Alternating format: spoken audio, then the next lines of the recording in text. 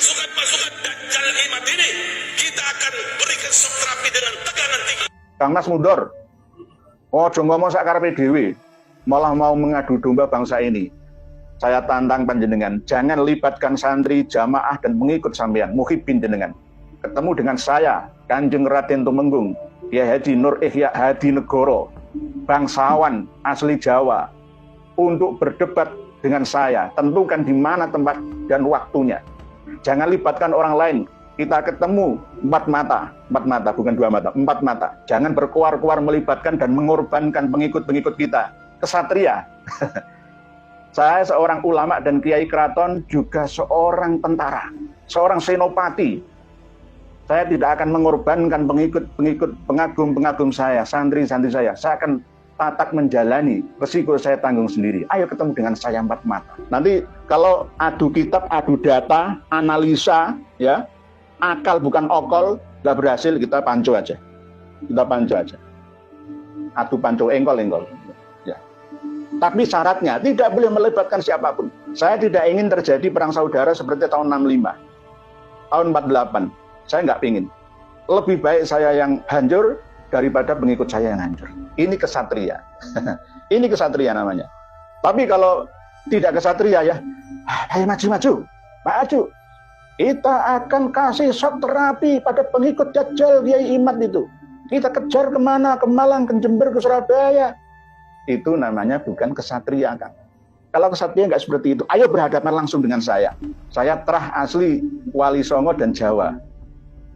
Tolong dikoreksi lagi bacaannya, pemahamannya, ya, dan minta maaf ke seluruh umat Islam karena jenengan telah melakukan provokasi adu domba. Saya tidak pernah mengajarkan ajaran kekerasan radikalisme seperti Anda.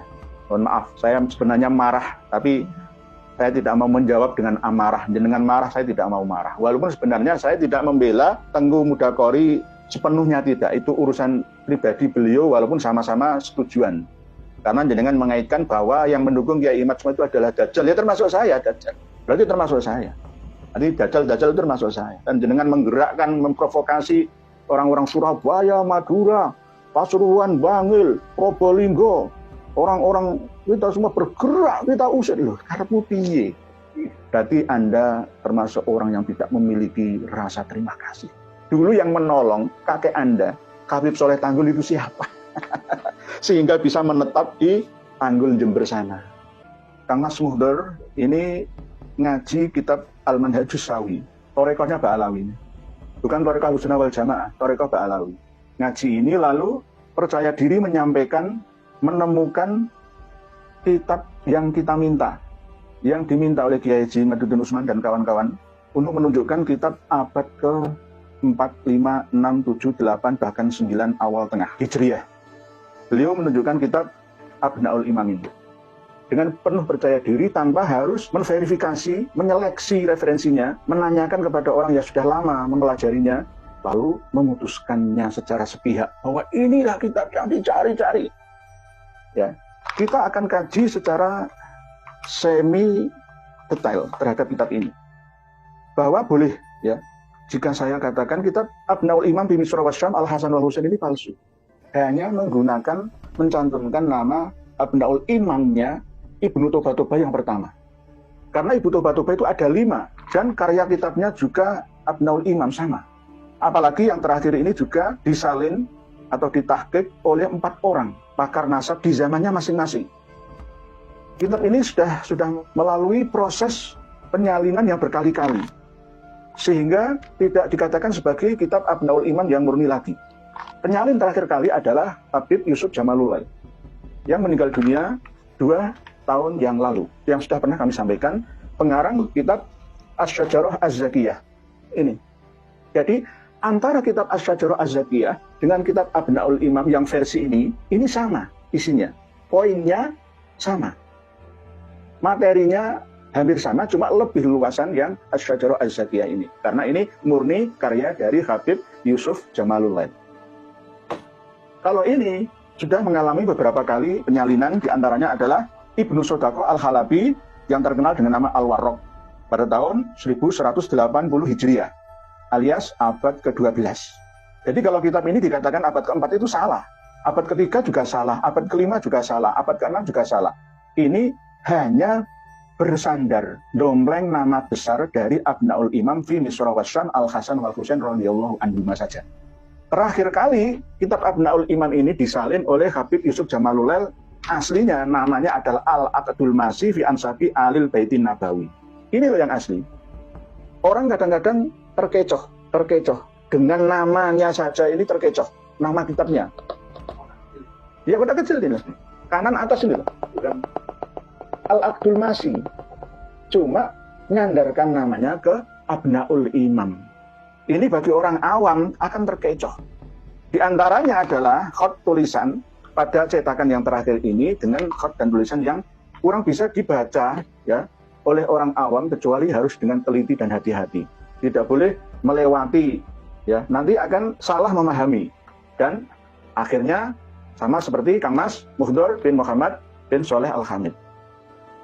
Yakin, percaya diri, mantep gitu, tapi salah. Bagai kata dalam tempurung. Kami sudah megang kitab ini bertahun-tahun. Ibarat dari Surabaya ke Jakarta itu saya sudah sampai Karawang.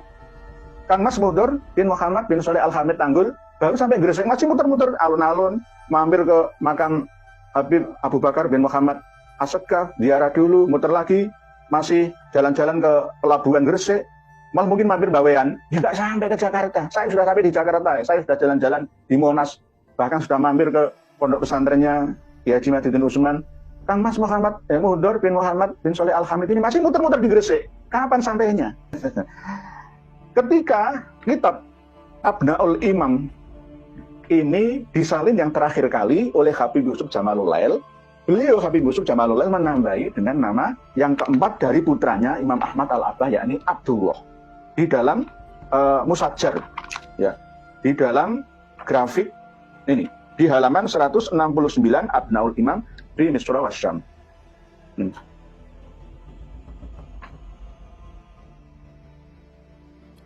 Dan aslinya kitab ini itu cuma 25 lembar, yang 21 itu isi, yang 4 lembar itu muqaddimah.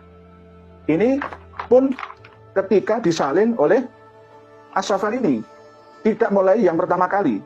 Oleh sebab itu ketika mau membaca kitab ini, harus membaca muqaddimahnya dulu. Tidak boleh langsung, wah ini kitab abad keempat. Bukan, ini kitab abad kedua Hijriyah. Imam Ahmad Al-Abbah belum lahir, ya. Imam Ubaidillah belum lahir, Imam Alwi belum lahir, Jadid dan Basri juga belum lahir, Imam Muhammad belum lahir, Imam Alwi belum lahir, Imam Ali Kholil Ihsan belum lahir. Abad kedua Hijriyah, bukan abad ke-5. Nah, ini loh. Taklif Abil Mu'ammar Yahya bin Muhammad bin Qasim Al-Hasani Al-Alawi Asy'ari Ibnu Tobatoba. Ibnu Tobatoba itu adalah marga, sama dengan Jember, Al-Jemberi. Lah, ulama Jember itu tidak hanya Habib Soleh Tanggul saja. Yo bisa ulama semisal Gus Firjon, ya, Darlaman, ini kan Jember, Pak Ya Ahmad Siddiq, Al-Jemberi, semua Al-Jemberi, tapi namanya beda-beda. Toba Ibnu Tobatoba itu juga nama marga, bukan nama orang, nama leluhur, sama dengan nama kota lah kalau di sini gampangnya. Jadi ini harus diperhatikan betul oleh Kang Mas Muhdor. Percaya diri tapi menyesatkan banyak orang. Dan saya ketika menelusuri di Facebook itu, para pendukung Habib keplok-keplok, ternyata sudah ditemukan kitab abad keempat yang diminta oleh kelompoknya Kiai Haji Madidin Usman, ya. Nah, ini sudah dikaji sama Al-Habib Muhdor bin Muhammad. Apa itu? Apa? Apalagi mengatakan abad keempat. Itu bagaimana? Berabu-abu semua kan kayak kemarin itu ya. Imam Hanafi, Imam Maliki, Imam Syafi'i, Imam Hambali saja mengisbat Alwi bin Ubaid. Percaya diri, tapi salah. Oke Kang Mas Muhdor, sesatlah sendiri. Saya nggak ngurus panjenengan. Jangan menyesatkan santri panjenengan, pengikut dan jamaah panjenengan. Bahkan muhibin semua panjenengan sesatkan. Sesat menyesatkan, dhol wa adhol.